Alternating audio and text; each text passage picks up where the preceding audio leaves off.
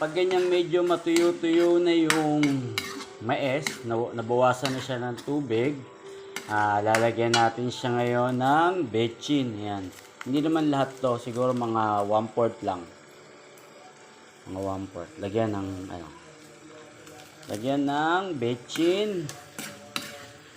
Tapos mamaya lalagyan na natin siya ng asukal. Ayan.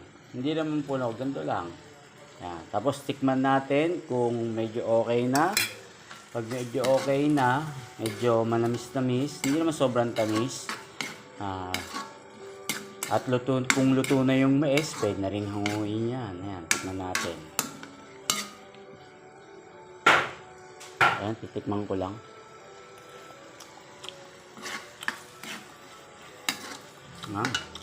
Okay na sa betchin. Konting asukal pa.